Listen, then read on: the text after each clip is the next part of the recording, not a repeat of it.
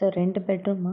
ஒரு பெட்ரூமில் வந்து queen size cot and bed, இன்னொரு இதில் king size cot and bed, 3 door வச்ச வார்ட்ரோபு, அப்புறம் 4 சேர் வச்ச டைனிங் டேபிள், அப்புறம் சோஃபா வந்து ரொம்ப எக்ஸ்க்ளூசிவாக இருக்கும் பார்க்குறதுக்கு. கம்மி அமௌண்ட்டு தான், பட் வெரி எக்ஸ்க்ளூசிவாக இருக்கும். ரொம்ப நல்லாயிருக்கும். Comfort zone. Sofa 3 seater 2 single seater வச்ச மாதிரி. அப்புறமேட்டு ஃப்ரிட்ஜு, வாஷிங் மிஷின், அப்புறம் ஏசி வந்து அந்த வீட்டுக்கு நாங்கள் வந்ததுக்கப்புறம் 2 பேரும் வந்ததுக்கப்புறம் ஃபிக்ஸ் பண்ணோம். ஏன்னா அது வந்து வின்டர் சீசன்றதுனால ஒரு 2-3 மாதம் கழித்து தான் ஏசி வாங்கி ஃபிக்ஸ் பண்ணோம். அதுக்கப்புறமேட்டு டிவி வந்துட்டு எவ்வளோ இன்ச்சஸ்ன்னு தெரியல, ஸ்மார்ட் டிவி. வேறு என்னது, கிச்சனில் ஸ்பூனு, கிளாஸு, டம்ளர், தட்டு முதல் கொண்டு எல்லாமே எக்ஸ்க்ளூசிவாக நல்ல ஹை குவாலிட்டி ஸ்டீல் மெட்டலில் குக்கிங் வெசல்ஸு. அதுக்கப்புறமேட்டு மசாலா டப்பாஸு எனக்கு பிடிச்ச மாதிரி எல்லாம் வாங்கி, வித் மசாலாஸையும் வாங்கி, எல்லா மளிகை சாமான்லேயும் வாங்கி. ஏன்னா இன்னும் ஆல்மோஸ்ட் லைக் ஒரு 2 to 3 வீக்ஸ் தானே, மேரேஜ் முடிஞ்ச நேரம் இங்கே தான் வரப்போகிறோம். கம்ப்ளீட்டாக எவ்ரிதிங் ப்ரிப்பேர்டாக சக்கரை உப்புலேருந்து எல்லாமே வாங்கி அரேஞ்ச் பண்ணி, அண்ட் தென் வேறு என்னது, டவல், பெட்ஷீட்டு, என்னென்ன தேவை எல்லாம் அடிப்படை. ஸோ வார்ட்ரோப் பார்த்திங்கன்னா, வார்ட்ரோப்பில் எல்லாமே எனக்கு மேரேஜ் ஆகிடுச்சு. திருப்பி அந்த ஓல்டு ட்ரெஸ்ஸஸ்லாம் வேண்டாம், எல்லாமே வந்து புது நெக்ஸ்ட் லைஃப், நியூ லைஃப், எல்லாம் புதுசாக இருக்கட்டும்னு சொல்லிட்டு வார்ட்ரோப்பில் எனக்கு ஆஃபீஸ்க்கு தேவையான சல்வார்ஸுங்க, என்னோடய இன்னர்ஸு எல்லாமே அது மாதிரி. அதுக்கப்புறம் அவனுக்கு இன்னர் முதல் கொண்டு, கர்ச்சீஃப், சாக்ஸ் முதல் கொண்டு எல்லாமே பக்காவாக வாங்கியாச்சு. ஸோ ஒரு வீடை வந்து கம்ப்ளீட் செட்டிங், ஃபுல் கர்டன் எல்லாம் மாட்டி கம்ப்ளீட் செட் பண்ணி வச்சாச்சு. டிவி மட்டும் கொஞ்சம் லேட்டாக வாங்கினேன். ஏன்னா டிவி வந்து அந்த டைமில் ரொம்ப எக்ஸ்பென்சிவாக இருந்துச்சு எல்லாமே சொல்லிவிட்டு. கல்யாணம் முடிஞ்சு ஒரு 1 மந்த்தா 2 மந்த்து அது எப்படி வாங்கினேன்னா, கல்யாணம் முடிஞ்சிருச்சு, கையில் இதுக்கப்புறம் காசு இல்லை. இருந்த காசில் நகை, வீட்டுக்கு திங்ஸ் எல்லாமே வாங்கியாச்சு. அதுக்கப்புறம் காசு இல்லை, என்ன பண்ணுறது தெரியல. டிவி வந்து என்னோடய பிரேஸ்லெட் ஒன்று போட்டிருந்தேன், அந்த பிரேஸ்லெட்டை போய் விற்றுட்டு தான் டிவி போய் நாங்கள் எடுத்தோம். ஸ்மார்ட் டிவி எங்கே, நம்ம வசந்தன் டி நகரில் போய் பார்த்தோம். பார்த்துட்டு அங்கேருந்து நம்ம எடுத்தது. ஸோ ஒன்று விடாதுங்க, ஒரு அடிப்படையிலேருந்து என்னென்ன அந்த சமையல் அறையில் சிங்கில் வைக்கிற அந்த ஜெல்லு, டிஷ்வாஷ் ஜெல்லு வரைக்குமே அந்த வீட்டுக்காக ஓகே என்டையர் திங் வாங்கி ஃபில் பண்ணிட்டேன். அந்த வீட்டுக்கு கோலமாவாச்சு அவன் வாங்கியிருப்பானா? வாங்கியிருக்க மாட்டான். அவனோட பழைய பொட்டி இருக்கும் பாருங்கள், அவன் பழைய பொட்டி ஒன்று வச்சுருப்பான். ஓகேங்க, நல்லா ஒரு இத்து போன மாதிரி ஒரு பெட்டி. எங்கே போனாலும், எந்த ரூமுக்கு போனாலும் அதை தான் கொண்டு போவான். அந்த ரூமு, அதுக்கப்புறமேட்டு ஒரு பேகு, ஓகேங்களா, அதுவுமே ஒரு பழைய பேக் மாதிரி தான் இருக்கும். அந்த பேக்கில் அவனோட ட்ரெஸ்ஸு, இவ்வளோ தாங்க. இப்படி தான் வந்தான் அவன். இவனை நம்பி நான் இவ்வளோ தூரத்துக்கு பண்ணி அந்த வீட்டில் நாங்கள் லைஃப் லீட் பண்ணுறதுக்கு, ஓகேங்களா. ஸோ இதெல்லாம் வாங்கி வச்சுட்டேன். அதுக்கப்புறமேட்டு அவன் வந்து உட்காந்து அந்த வீட்டில் இருக்கான் கல்யாணத்துக்கு முன்னாடி வரையும்.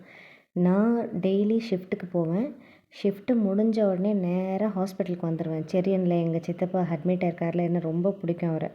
ஸோ மார்னிங் அங்கே வந்துடுவேன். ஏன்னா அங்கேருந்து எனக்கு அப்போத்து ஒரு ஹாஸ்டலில் தான் நான் ஸ்டே பண்ணிட்டுருந்தேன் கல்யாணத்துக்கு முன்னாடி வரையுமே. ஸோ சித்தப்பா கூட ஹாஸ்டல்லே இருப்பேன், சித்தி மட்டும் இருப்பாங்க. நான் வந்ததுக்கப்புறம் தான் அவங்க அங்கேருந்து மூவ் பண்ணுவாங்க, கொஞ்சம் ஃப்ரெஷ்ஷப் ஆகிறது அது மாதிரிலாம். ஸோ அது வரையும் அங்கேயே தான் உட்காந்துட்ருப்பாங்க. சம்டைம்ஸ் ஆமாம், நான் அங்கே வந்துட்டேன்னா அதுக்கப்புறமேட்டு ஃபுல் அண்ட் ஃபுல்லு ஏன் மெடிக்கல் ஷாப் போகணும், எது நான் வந்தேன்னா தூங்கிடுவாங்க கூட. அவங்க தூங்காமல் இருப்பாங்க, திடீர்னு யாரா கூப்பிடுவாங்கன்னு சொல்லிட்டு. ஸோ நான் வந்தேன்னா கொஞ்சம் நேரம் தூங்கி ரெஸ்ட்டும் எடுப்பாங்க.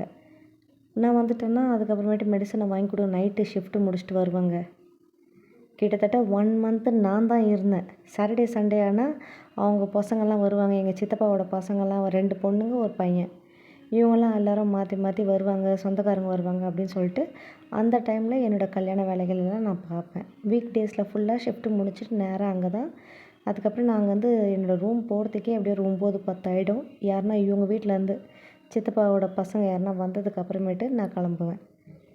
ஸோ நான் கிளம்பி போய் தூங்கினேன்னா திருப்பி அதோட ஈவினிங் எனக்கு கேப் வந்துடும். இப்படி தான் போயிட்டுருந்துச்சு லைஃபு. அந்த அந்த கல்யாணத்துக்கு முன்னாடி கூட ஒரு ரெஸ்ட்டு அது மாதிரிலாம் எதுவுமே இல்லைங்க. அதான் சொல்லுவேன், என்னோடய கல்யாணத்தில் என்னோடய குஞ்சலம் முதல் கொண்டு அந்த நெத்தியில் வைக்கிற பொட்டு முதல் கொண்டு நான் வந்து எந்த ஒரு செலவும் கொடுக்கல. எங்கள் அப்பா சொல்கிறாரு, இவ்வளோ செலவாயிடுச்சு, பஸ்ஸு வச்சேன், சாப்பாடு அரேஞ்ச் பண்ணேன், இவ்வளோ செலவாயிடுச்சு அவ்வளோ செலவாச்சுன்னு. அது கூட வந்துட்டு அது நாட் ஜென்யூன்றது எனக்கு ரொம்ப லேட்டாக தான் தெரிஞ்சது. சரி பரவாயில்ல, மற்றவங்க யாராவது எதுவும் வந்துட்டு இவ்வளோ தானா அப்படின்னு சொல்லிட்டு யாரும் சொல்லிடக்கூடாதுன்னு சொல்லிட்டு இப்படி பண்ணுறாரு தெரில. ஃபைன். பட்டு இவனோட கதைக்கே நான் வரேனே, எல்லாம் பண்ணி அவனை அந்த அளவுக்கான ஒரு கம்ஃபர்ட் ஜோனில் கொடுத்தேன். அப்போ அவன் வந்துட்டு இங்கே தான் ஒர்க் பண்ணிகிட்ருக்கான், காக்னிசென்ட்டில் தான் ஒர்க் பண்ணிகிட்ருக்கான். ஓகேங்களா? அப்போது அந்த இந்திரா நகர் ரூம்லேருந்து வெக்கேட் பண்ணி இங்கே வந்துட்டான். திங்ஸ் எல்லாம் இங்கே வந்ததுனால, ஏன்னா அங்கே ரெண்ட்டு கொடுக்க வேண்டாம் அப்படின்னு சொல்லிட்டு. ஸோ கல்யாணத்துக்கு ஒரு 2 நாளைக்கு முன்னாடி 3 நாளைக்கு முன்னாடி அவன் வந்து ஊருக்கு கிளம்பி போயிட்டான். நாங்கள் கரெக்டாக கல்யாணத்துக்கு ஒரு 2 நாளைக்கு முன்னாடி 30 அக்டோபர் 30, 2013 தான் வந்துட்டு மேரேஜ். ஸோ எக்ஸாக்டாக அந்த அக்டோபர் 28 எங்களோட பஸ் இங்கேருந்து கிளம்புது ஈவினிங்கு. எங்கே? சென்னையிலேருந்து எங்களோட சொந்தக்காரங்க வரைக்கும். ஏன்னா வந்துட்டு சித்தப்பா ஆல்ரெடி இப்படி இருக்கார். பைபாஸும் முடிஞ்சிருச்சு. கரெக்டாக நாங்கள் 28 கிளம்புறோன்னா நாங்கள் கிளம்புறதுக்கு ஒரு நாள் முன்னாடியா இல்லை நாங்கள் கிளம்புனதுக்கு அப்புறமான்னு தெரில. இல்லை நாங்கள் கிளம்புனதுக்கு எனக்கு சரியாக ஞாபகம் இல்லை. நாங்கள் கிளம்புனதுக்கு அப்புறம் தான் நினைக்கிறேன். நாங்கள் கிளம்புனதுக்கு அப்புறமேட்டு அவர் வந்து டிஸ்சார்ஜ் பண்ணிட்டாங்க. வீட்டுக்கு தான் வந்துட்டார். ரொம்ப கிரிட்டிக்கல்.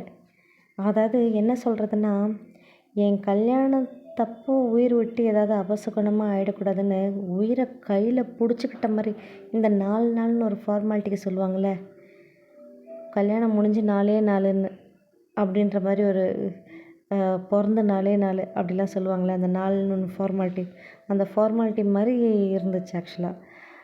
என் கல்யாணம் நடக்கணுன்றதுக்காகவே ஒரு 4 நாள் அவர் உயிரை கையில் பிடிச்ச மாதிரி இருந்துச்சுங்க.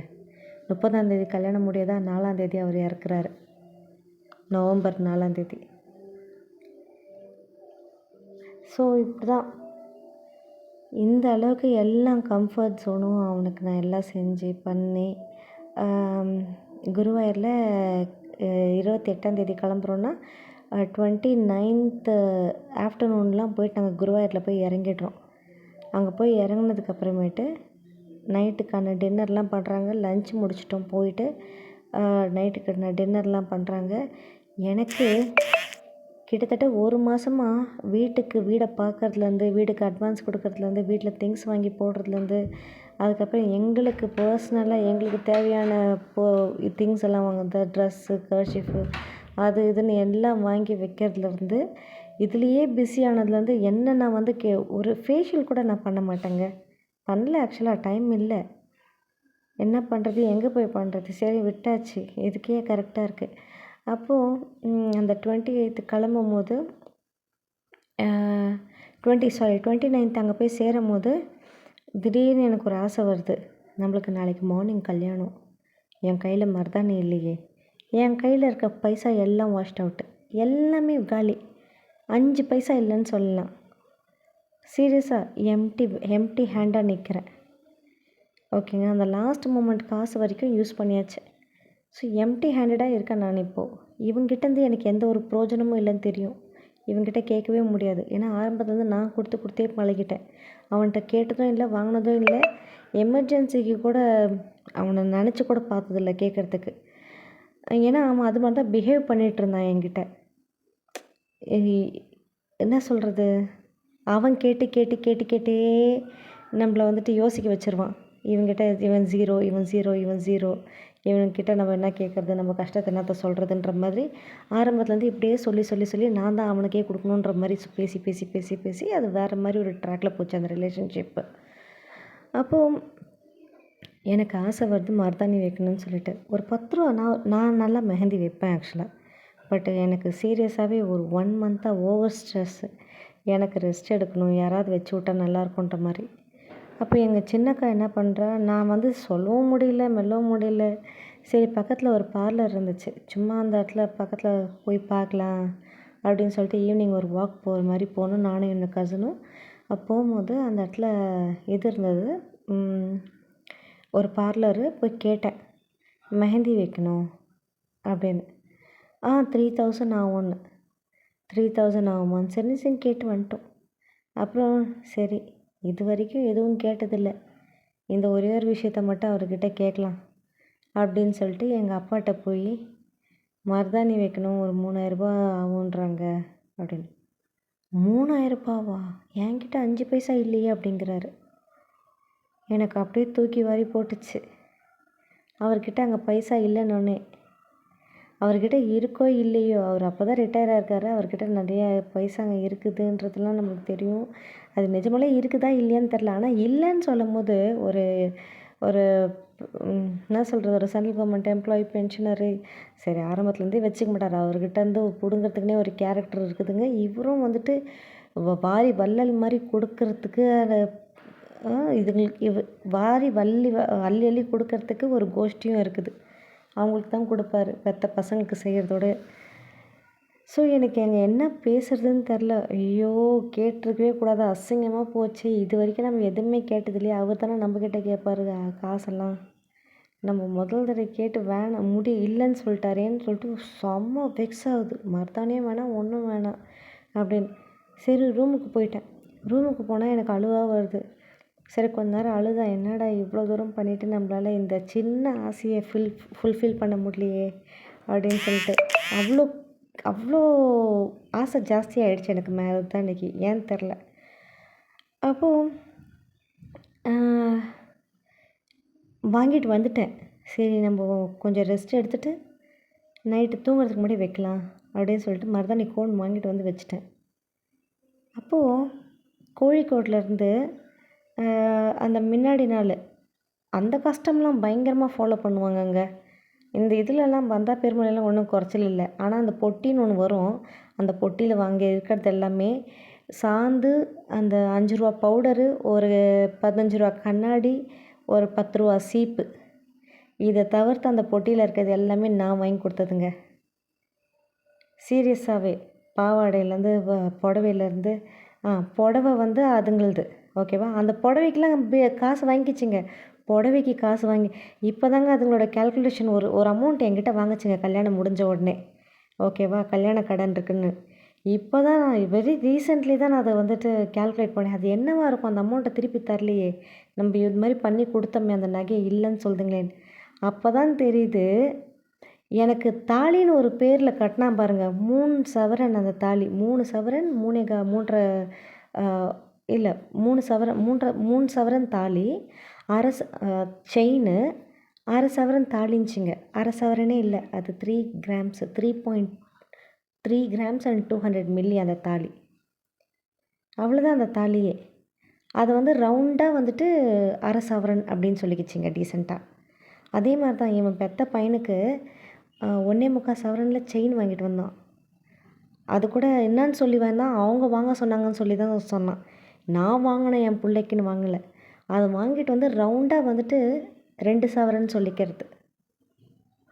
ரொம்ப அசிங்க பிடிச்ச ஆளுங்க இந்த ஆள். ரொம்ப அசிங்கமான சாக்கடைவன்.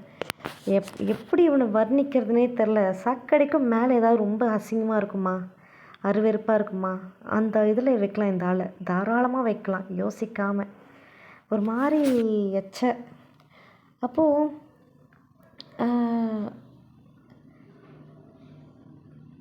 அந்த பொட்டியில் வர அந்த புடவை வந்துட்டு அந்த செருப்புலேருந்து எல்லாமே எந்த அந்த புடவை வந்து அதுங்களுது. அதுக்கப்புறமா அந்த புடவை 11,000க்கு ஒரு சாரீ எடுத்துருக்குங்க, ஓகேங்களா. அந்த சாரீ கதையை சொல்கிறேன். அது ஒரு பெரிய அசிங்கமான கதை என் கண்ணு முன்னாடி நடந்துச்சு. அதுக்கு ஒரு பெரிய இன்னொரு ட்ராமா நடந்துச்சு. தெரிச்சு அந்த வீடை விட்டு ஓடி வந்ததே இருக்குது, நிறைய இருக்குது. அப்புறம் என்ன ஆகுது, அந்த ஊர்லேருந்து அந்த கோழிக்கோட்லேருந்து அந்த பொட்டி வருது. அந்த பெட்டி யார் கொண்டு வராங்க அப்படின்னு பார்த்தீங்கன்னா, நம்ம தமிழ் பசங்க. இந்த ஆளோட அந்த சைல்ட்ஹுட் ஃப்ரெண்ட்ஸ் இருக்காங்கல்ல, ஸோ அவங்க தான் வந்துட்டு இந்த பொட்டியை கேரி பண்ணி வராங்க. இவங்கெல்லாம் வந்து இங்கே தான் நைட்டு ஸ்டே பண்ணிவிடுவாங்க. இங்கேயே குளித்து அதுக்குள்ளே அவங்க வீட்டிலேருந்து நாளைக்கு அங்கேருந்து கிளம்பி இங்கே வந்துடுவாங்க. வந்ததுக்கப்புறமேட்டு இங்கேருந்து கல்யாணம் டைரெக்டாக கோயிலுக்கு போய் நடந்து முடிஞ்சிடும். இதுதான் பிளான். அப்போது அவங்கெல்லாம் அங்கே பொட்டி எடுத்துகிட்டு வராங்கன்னு சொல்லிட்டு எனக்கு இன்ஃபர்மேஷன் வந்துருச்சு. ஃபோன் பண்ணி சொல்லிட்டாங்க, அந்த வேலை வந்துட்டுருக்காங்க அப்படின்னு. அப்போ எங்கள் சித்தப்பாவோட ஃப்ரெண்டு ஒரு அங்கிள் சமையலுக்காக வந்தவர், மலையாளி. அவர் என்ன பண்ணுறாரு, அது எப்படி மாப்பிள்ளை வீடு தான் வரணும், மாப்பிள்ளை ஃப்ரெண்ட்ஸு சென்னையில் இருக்கவங்க அவங்களாம் வரக்கூடாது, மாப்பிள்ளை சொந்தக்காரங்க தான் வரணும்னு சொல்லிட்டு ஒரே பயங்கரமான குடிச்சிட்டு ஒரே சண்டை. எவன் வந்தாலும் அவனை அப்படியே திருப்பி அடி அப்படி இப்படின்னு கொஞ்சம் ரொம்ப ஓவராக பேசிட்டாரு. நான் ஆல்ரெடி பயங்கர கடுப்பில் இருக்கேன். எனக்கு ப்ராப்பர் ரெஸ்ட்டு 1 மந்த் ஆயிடுச்சு. நான் ப்ராப்பராக தூங்கியே சொல்கிறேன். அந்த அளவுக்கு டென்ஷன். இவர் ஒரு பக்கம், இன்னொன்று வந்து மருதாணின்ற ஒரு விஷயம் வந்து என்னை ரொம்ப உறுத்திச்சு. நம்ம தெரியாமல் கேட்டுட்டோமே அவர்கிட்ட. அதாவது மருதாணி வைக்கலன்றதோட அவர்கிட்ட கேட்டு இல்லைன்ட்டார் பாருங்க. கல்யாணத்துக்காக நம்ம கேட்ட முதல் இதுவே அதுதான். எனக்கு புடவை வாங்கணுன்னு காசு கேட்கல, நகை வாங்கி தாங்க, நீங்கள் என்ன செய்ய போகிறீங்கன்னு கேட்கல, எதுவுமே கேட்டதில்லை. எந்த ஒரு பேர்டனும் நான் கொடுத்ததில்ல. அந்த 2 lakhs கொடுத்தாரு செக்கு, நான் வாங்க மாட்டேன்ட்டேன். எங்கள் அக்கா ஒரு பெரிய ஸ்டோரி சொல்லி அதை வாங்கி கொடுத்துட்டா என்கிட்ட. வீட்டுக்கான திங்ஸை வாங்கி போட்டுக்கிட்டேன். ஓகேங்களா, அவ்வளோதான். வீட்டுக்கான திங்ஸு அட்வான்ஸு எல்லாமே அதில் தான் போச்சு.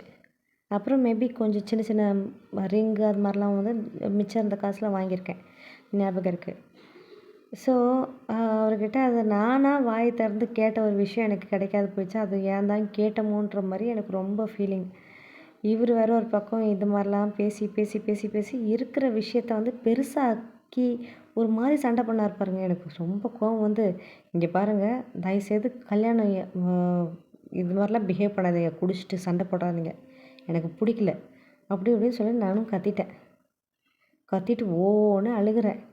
ஏன் எனக்கு எதுவுமே வந்து ப்ராப்பராக இல்லை. கடைசி நாள் கூட எனக்கு வந்து சிரிப்பு இல்லை, என்கிட்ட ஒரு சந்தோஷம் இல்லை அப்படின்னு ஓன்னு உட்காந்து அழுகிறேன். என்னால் அதுலேருந்து வெளில வரவே முடியல. அந்த அங்கிள் இப்போ இல்லை, ஆக்சுவலாக இறந்துட்டாங்க. அந்த மாதிரி ஒரு கஷ்டம் மனசில் வந்துருச்சு. அப்புறம் எங்கள் அக்கா என்ன பண்ணால், நைட்டு ஒரு 10 மணி 9 மணி 10 மணிக்கு மேலே எல்லோரும் காம்ப்ரமைஸாக எல்லாம் தூங்க போயிட்டாங்க. அப்படி இப்படின்லாம் இருக்கும்போது நான் மட்டும் தூங்காமல் அப்படியே ஒரு மாதிரி ஏதோ ஒரு யோசனையில் ஒரு மாதிரி இருந்தேன். விடிய காத்தால் கல்யாணன்ற ஒரு ஃபீலே இல்லாமல். அப்போது கூட நான் மருதாணி வச்சு தரேன்னு சொல்லிட்டு மருதாணி வச்சா. அவள் வைக்கும் போது எனக்கு கொஞ்சம் சந்தோஷமாக இருந்துச்சு. 2 கையிலையும் வச்சா. அந்த மருதாணி சுத்தமாக செவக்கலை, எங்கள் அக்கா வச்சது. அதாவது எப்படின்னா பேல் ஆரஞ்சு. இப்போ சிம்பிளாக சொல்ல போனோன்னா, நான் வந்து நிறைய விஷயங்கள் வந்து எப்படி சொல்கிறது, அந்த பஞ்சாங்கம் பழைய பஞ்சாங்கம் மாதிரிலாம் யோசிப்பேன். ஓகேங்களா, நான் அப்படி தான் நிறைய விஷயங்கள் பழைய பஞ்சாங்கம், எனக்கு இந்த ஓல்டன் ஸ்டைல் விஷயங்கள் தான், ட்ரெடிஷன் தான் ஃபாலோ பண்ண பிடிக்கும். அது மாதிரிலாம் என்ன தான் இன்றைக்கி ட்ரெண்டிங்கில் இருக்கிற ஒரு விஷயங்களை நம்ம வந்துட்டு ஃபாலோ, அதாவது பார்க்குறோம் பண்ணுறோன்னாலுமே, எனக்கு பர்டிகுலராக எனக்குன்னு வரும்போது சில விஷயங்கள் குறிப்பிட்ட விஷயங்கள்லாம் வந்துட்டு ரொம்ப ஆத்தென்டிக்காக, அதாவது பழைய மாதிரி அது மாதிரிலாம் யோசிக்க ஆரம்பிப்பேன். அது மாதிரி தான் பிஹேவ் பண்ணணுன்னு யோசிப்பேன். அப்போது அவள் எனக்கு மருதாணி வைக்கிறா. இப்போ ரீசெண்டாக வந்து நாக சைத்தன்யாவுக்கும் அந்த ஷோபிதாக்கும் கல்யாணம் பண்ண இருந்துச்சு சரிங்களா. அந்த பொண்ணோட மெஹந்தி பார்க்கும்போது எனக்கு அந்த என்னோடய மெஹந்தியோட அந்த கனவு வந்துச்சு. நம்மளுக்கு இப்படி தான் இருந்துச்சுல்ல அப்படின்னு சொல்லிட்டு. அதாவது பேல் ஆரஞ்சு, செவக்கவே இல்லை. அதிகபட்சம் கொஞ்சம் அந்த ஆரஞ்சு வந்து லைட்டாக ஒரு ப்ரௌனுக்கு வந்துச்சு, அவ்வளோதான். அந்த ரெட் கலரோ இல்லை ஒரு டார்க் ப்ரௌனோ அது மாதிரிலாம் எதுவுமே வரல. இத்தனைக்கும் நான் வாங்கினது வந்துட்டு அந்த இது சொல்லுவாங்கள்ல, அட்வான்ஸ்டு டைரெக்டாக நல்லா டார்க்காக பார்த்துமே அது மெரூன் கலர். அந்த மெரூன் கலர் எனக்கு இது மாதிரி. அப்போ எனக்கு இமீடியட்டாக என்ன தோணுச்சு, அந்த பொண்ணும் அம்மாவும் எனக்கு ஆரம்பத்துலேருந்தே தோணிட்டு இருந்துச்சு பார்த்தீங்களா, கல்யாணம் பண்ணால் நடுத்தெருவில் வந்துடுவேன்ற மாதிரி. அந்த ஃபீல் எனக்கு அந்த மொமெண்ட்டில் வருது. அந்த ரூமில் நான் ஸ்டே பண்ண அந்த ஆராதனா கெஸ்ட் ஹவுஸில் உட்காந்துட்ருக்கும்போது எனக்கு அப்போ அந்த ஃபீல் வருது. இதுக்கு என்ன அறிகுறியாக இருக்குங்க? எப்போ விடிய காத்தால அதுவும். ஒரு 3:30 மணி 4 மணி இருக்கும்னு நினைக்கிறேன். நான் எந்திரிச்சிட்டேன். மெஹந்தியை பார்க்குறேன். பார்த்தா இது மாதிரி பேல் ஆரஞ்சு. கண்ணெல்லாம் ஒரு மாதிரி கலங்குது.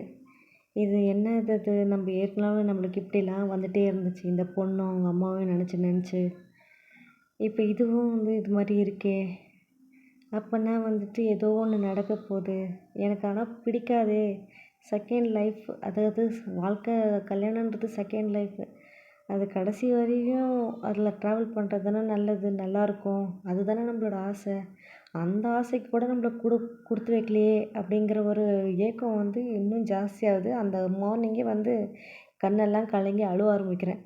அப்புறம் என்னையும் நானே ஃபேஸில் அடிச்சுக்கிறேன். அழுவக்கூடாது, அழுவக்கூடாது, அழுவக்கூடாது. காமிச்சு கொடுத்துறோன்னு 2 பக்கம் சீக்ஸில் அடித்து ஃபேஸ் வாஷ் பண்ணுறேன். சரி போய் குளிச்சுட்டு வந்துடலாம், ஃப்ரெஷ்ஷாக இருக்கும், கிளம்ப ஆரம்பிச்சிடலாம், எதையும் யோசிக்க தேவையில்ல, எல்லாமே பாசிட்டிவாக இருக்கும், எல்லாத்துலேயும் பாசிட்டிவாக இருக்கணும் அப்படின்னு சொல்லிட்டு குளிக்க ஆரம்பிச்சிட்டேன். போயிட்டு குளிச்சுட்டு வந்து கிளம்பலான்னு இருக்கும்போது தான் எனக்கு ஒரு ஃபோன் வருதுங்க. என்னென்னு, என்ன பண்ணுறீங்க? நாங்கள்லாம் ஆன் த வேல வந்துட்டுருக்கோம். அதோ நான் குளிச்சுட்டேன், ரெடி ஆக போகிறேன். நல்லா இது ஃபோன் கான்வர்சேஷனுங்க. அந்த பொண்ணோட ஃபோன்லேருந்து எனக்கு வருதுங்க. இதுவும் ரெக்கார்டிங்கில் இருக்கும். ஓகேங்களா? ஃபோன் கான்வர்சேஷன் தான். அந்த பொண்ணு சொன்ன ஸ்டேட்மெண்ட்டே இது தான். நீங்கள் எதுவும் கிளம்பாதீங்க, நாங்கள் தான் உங்களை ரெடி பண்ணுவோம்ச்சு. இதை நான் எப்படி நான் அர்த்தத்தோடு எடுத்துக்கணும்னு எனக்கு தெரியல. நாங்கள் தான் உங்களை ரெடி பண்ணுவோம், நீங்கள் கிளம்ப வேண்டாம், நீங்கள் சும்மா ஃப்ரெஷ்ஷப் ஆகிட்டு சும்மா உட்காருங்க போதும் அப்படின்னு. சும்மா உட்காரணுமா? எப்படி சும்மா உட்காரணும் எனக்கு புரியல. எனக்கு இந்த பொண்ணு சொன்னதுக்கு அப்புறமேட்டு வச்சிருச்சு. சரின்னு சொல்லிட்டு நானும், ஐயோ என்ன இந்த பொண்ணு இப்படி சொல்லுது, ஃபோன் பண்ணி ஏன் அப்படி சொல்லுதுன்னே தெரில. எனக்கு கிளம்புறதுக்கு வேறு கொஞ்சம் ஆளுங்கள்லாம் வந்திருக்காங்க வேறு, எனக்கு தெரிஞ்சவங்கலாம். எனக்கு ஒன்றுமே புரியல. சரி வேண்டாம் விடு, அது வேறு கொஞ்சம் ரூடாக பேசின மாதிரி இருந்துச்சு ஃபோனில். நீங்கள்லாம் கிளம்பக்கூடாது, நாங்கள் தான் கிளப்பி விடுவோம், நீங்கள் எதுவும் பண்ணாதீங்கன்னுச்சு. நான் என்ன பண்ணுறேன், குளிச்சுட்டு சும்மா பாவாடை இன்ஸ்கர்ட் போட்டு ப்ளவுஸ் மட்டும் போட்டு டவல் போட்டு உட்காந்துக்கிட்டேன். ஸோ மேபி புடவை எல்லாமே அவங்க தான் கட்டுவாங்க போல் அப்படின்னு. மேக்கப் பண்ணல, தலைமுடி ப்ரிக் பண்ணல, எதுவுமே பண்ணல. செக் எடுத்து வச்சு உட்காந்துட்டு இருந்தேன். அவ்வளோதான், இப்படி தான் இருந்தேன். இந்த பொண்ணு வந்த உடனே ஒரு வார்த்தை, என்ன நீங்கள் கிளம்பாமே இருக்கீங்கன்னு ஒரு வார்த்தை சொல்லிச்சு பாருங்கள். கையில் எதனா கிடச்சா அது மண்டையை 2ஆக பொளக்கணும் போல் ஒரு ஃபீல் வருது எனக்கு. என் பையன்லாம் இதுக்கு மேலே பேசுவான்.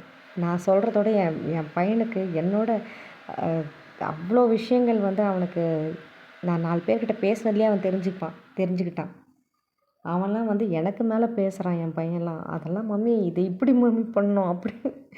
எனக்கு வர ஆத்தத்துக்கு எப்படி நம்ம 2ஆக பொளந்து அவள் காலில் மண்டலில் மிதிக்கணுன்ற மாதிரி இருக்கு எனக்கு. இப்போ அவ்வளோ டென்ஷன் ஆகிடுச்சிங்க. அப்படி கதவு திறந்து, என்ன நீங்கள் இன்னும் கிளம்பாமல் இருக்கீங்கன்னா எப்படிங்க இருக்கும்? அவங்க அது பின்னாடி அவங்க சொந்தக்காரங்களும் இருக்காங்க. நீங்கள் தானே ஃபோனில் சொன்னீங்க எதுவும் கிளம்பாதீங்க, நாங்கள் தான் கிளப்பி விடுவோம்னு சொன்னீங்க. ஐயோ நீங்கள் அது கிளம்பாதீங்கன்னா நாங்கள் ஜஸ்ட் பூ வச்சு விடுவோம் அப்படின்ச்சு. அந்த பொண்ணோட கான்வர்சேஷனை, அன்னைக்கான கான்வர்சேஷன் அக்டோபர் 30, 2013. அந்த கான்வர்சேஷன் ஏர்லி மார்னிங்கில் வந்த காலோட கான்வர்சேஷன் பார்த்தாலாம் அவளோட கால் மட்டும் தான் எனக்கு வருது அன்றைக்கி. அந்த ஏர்லி மார்னிங்கில் அந்த ஆள் பண்ணான், எந்திரிச்சிட்டியா, கிளம்ப போறியா அப்படி இப்படின்னு. அப்போ அந்த கான்வர்சேஷன் எடுத்தால் ஒரு 10 பேருக்கு முன்னாடி இதை போட்டு காமிச்சா 10 பேரில் எத்தனை பேருக்கு எப்படி அண்டர்ஸ்டாண்ட் பண்ணுறாங்கன்னு அதில் கேட்டுக்கலாம். வந்த உடனே இந்த கேள்வி வேறு. அப்புறம் சரி, அவங்க ரிலேஷன் ஒருத்தங்க இருந்தாங்க, ஒரு பயங்கரமான ஒரு பாசிட்டிவ் நல்ல ஃபீமேலு. அவங்களுக்கு ஃபார் ரிலேஷன் தான் அந்த ரிலேஷன்ஷிப் எப்படின்னு நான் சொல்கிறேன். அவங்க கொஞ்சம் நல்ல ஒரு டீசென்ட் நல்ல ஒரு ஃபேமிலி அவங்க. இதுங்கக்கிட்ட ஒரு ஃபார் ரிலேஷன்ஷிப் தான், அதுங்க க்ளோஸ் ரிலேஷன்ஷிப்லாம் இல்லை. அவங்க பேர் ஸ்வர்ணம் அப்படின்னு சொல்லிட்டு. அப்போ அவங்க தான் என்ன பண்ணாங்க, டக்குன்னு அந்த அப்செட்டாக இருக்கிற அந்த தருணத்தையே அப்படியே சேஞ்ச் பண்ணாங்க. சரி அதுக்கு என்ன பரவாயில்ல, ரொம்ப ரெடியாக டக்குன்னு ரெடி பண்ணிடலாம், ஒன்றும் பிரச்சனை இல்லை அப்படின்னு சொல்லி அந்த இடத்தையே வந்துட்டு கொஞ்சம் அப்செட்டாக இருந்த அந்த அந்த 1 செகண்ட் அப்செட்டாக இருந்த இடத்த அப்படியே கொஞ்சம் மாற்றி நல்ல ஒரு பாசிட்டிவ் வைபில் கொண்டு வந்தாங்க. கட கட கட கடன்னு சாரீ ட்ரேப் பண்ணாங்க. தலை வாரினாங்க. எல்லாம் பண்ணி ஃபேஸ் மேக்கப் வரையும் நான் பண்ணிக்கிட்டேன்.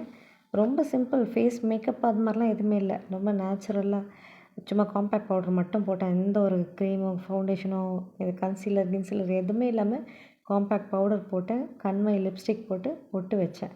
முடிஞ்சிச்சு. தலையை இது பண்ணாங்க.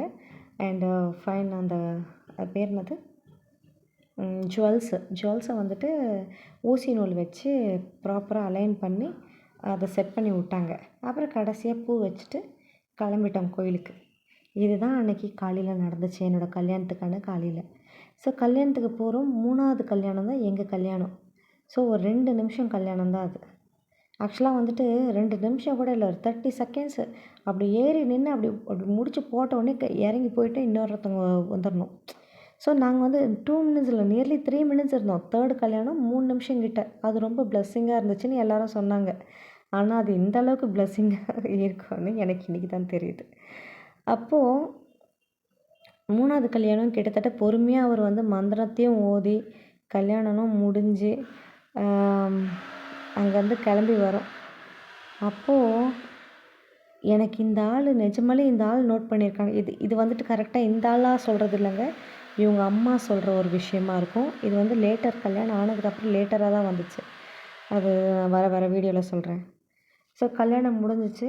நேராக வந்துட்டு கல்யாணம் முடிஞ்சிச்சுங்க. நாங்கள் சென்னையிலேருந்து வரோங்க. ஓகேங்களா. இந்த ரெஜிஸ்ட்ரேஷன்ற ஒரு விஷயம் இருக்குல்ல, இவங்க பொண்ணுக்கு தான் முன்னாடி கல்யாணம் ஆச்சு போன வருஷம்.